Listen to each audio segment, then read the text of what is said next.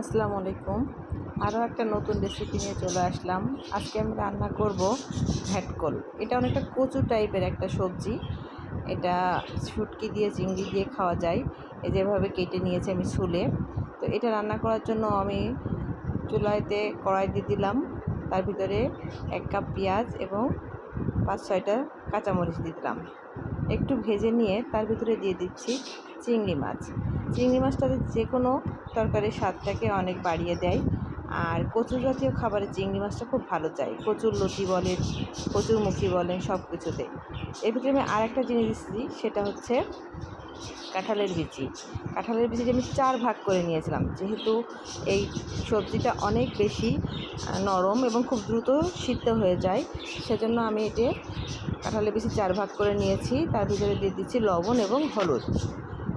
লবণ এবং হলুদ দিয়ে এটা আমি একটু ভালো করে ভেজে নেব। একটু ভালো করে ভেজে নিয়ে আমি এর ভিতরে ঘ্যাটকলগুলা দিয়ে দিলাম। ঘ্যাটকলগুলো দিয়ে দেওয়ার পরে এটা আরও একটু ভালো করে নেড়ে চেড়ে নিচ্ছি।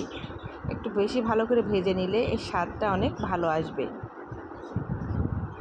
আসলে যে কোনো জিনিস আপনি যত মাংসের মানে কষিয়ে নেবেন তত মজা লাগবে। আমি এর ভিতরে দিয়েছি শুকনা মরিচের গুঁড়া একটুখানি রং আসার জন্য, আর দিয়ে দিচ্ছি পেঁয়াজ রসুন আদা বাটা, জিরা গুঁড়া আর 1 চামচ নারিকেল বাটা। এটা আমি নারিকেল বাটা দিয়ে করবো, এবং নারিকেল বাটা দিয়ে করলে এটার টেস্টটা আপনার 2 থেকে 3 গুণ বেড়ে যাবে। এত মজা লাগবে, আপনারা একবার ট্রাই করে দেখবেন। নারিকেল বাটা দিয়ে কচুরলতি হোক, তারপরে ঘ্যাটকল হোক, যে কোনো জিনিস আপনি যদি নারকেলের বাটা দেন কচু জাতীয় ইসে, তাহলে এটার স্বাদটা অনেক বেড়ে যায়। তো আমি মশলাটা দিয়ে আমি কিন্তু কষিয়ে নিলাম, মানে ভেজে নিলাম। আমি পানি একবারে দিব।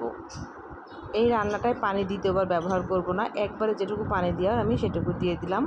পুরো তরকারিটা একদম ডুবায়ে পানি দিলাম। এমন পরিমাণে পানি দিলাম যাতে কাঁঠালের বিচিগুলো সিদ্ধ হয়ে যায় এবং আমার তরকারিটার যে ঘ্যাটকলটা সেটাও সিদ্ধ হয়ে যায়।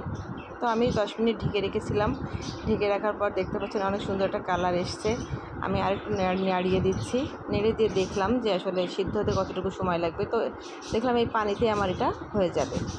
তো লাস্টে এসে আপনারা দেখতে পারবেন যে এভাবে আস্তে আস্তে তেল উঠে আসবে উপরে। এটা কিন্তু নারিকেলের তেল।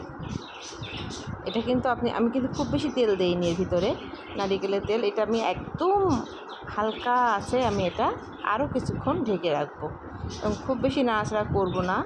আমার আবার একটু নাড়ানাড়ি করা স্বভাব, তো খুব বেশি নাড়াচাড়া না করে আমি এটা সেট করে দিয়ে ঢেকে রেখে দিচ্ছি একদম চুলার জালটা বন্ধ করে। আমি এটা আবার একটু চেখে নিব, যদি ঝাল বা লবণ কম হয় তো সেটা একটু দিয়ে দিলাম।